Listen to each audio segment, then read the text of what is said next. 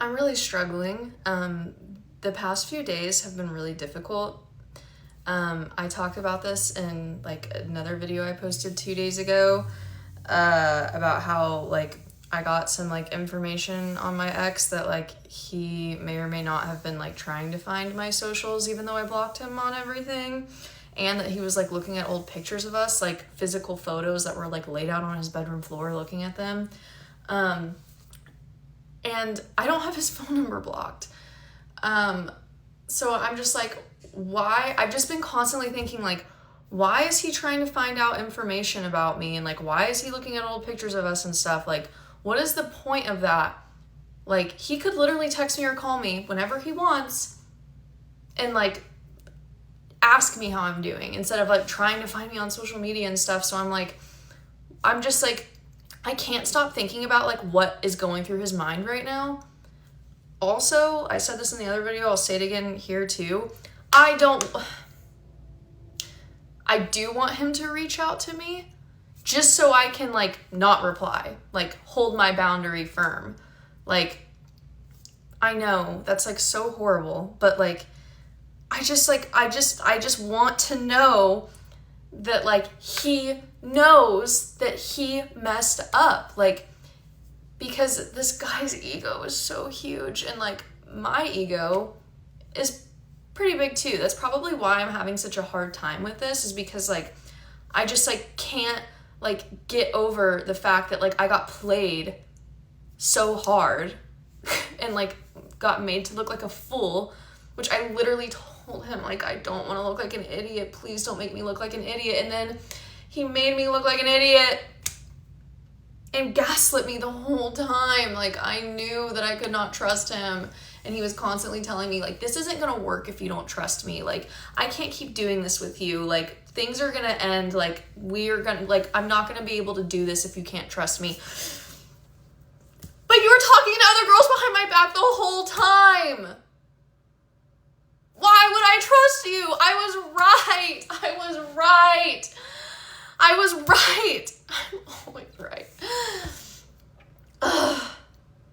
I don't know like why I just like I've been doing so well, but like the past few days I just can't stop thinking about him, and it's like I don't want him back because like it was horrible, and like I know that like it would be horrible again and I would never be able to trust him. That's why I ended things with him in the first place, is because I knew I couldn't trust him, and a lot of other things that had happened too. But like, you'd think that like I have all the control. Like, I'm the one who blocked him on everything. I'm the one who broke up with him and told him, you're never gonna see me again and you're never gonna hear from me again. Like, if I wanted to, I could probably reach out to him right now and be like, hey, like, do you want to meet up or something? Like, do you want to hook up? And he'd probably say yes.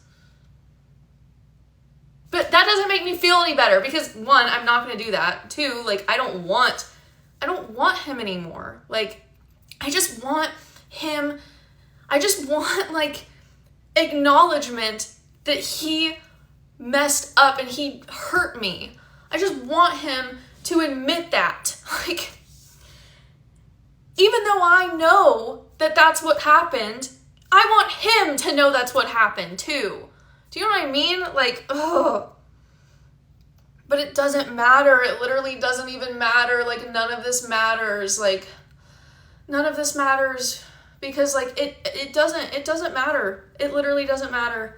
I'm never going to see him again. I'm never going to speak to him again. So why should it matter?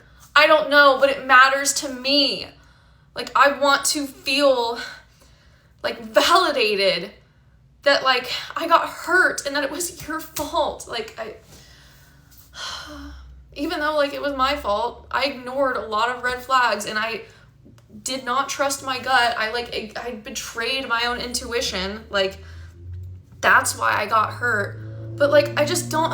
And like, another thing I've been thinking about is like, I've been thinking a lot about the good times, because like there were like a lot of good times. Like, this guy was incredibly nice to me and like paid for a lot of things, which like I did not ask for, I didn't care about, but I never really had that before. Like, I've always been like the provider in relationships, and like he was like very much so paying for a lot of things.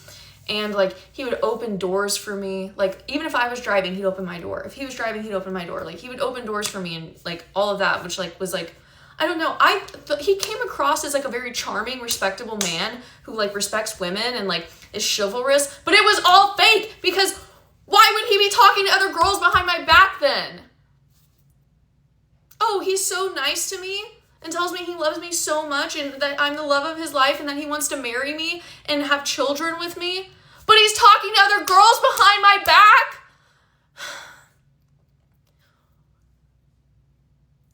What?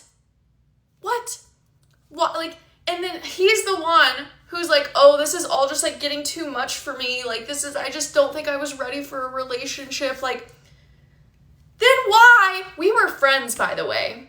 We were just friends. Just friends. And I made that very clear. And then he started flirting with me and then just ruined it. Yeah.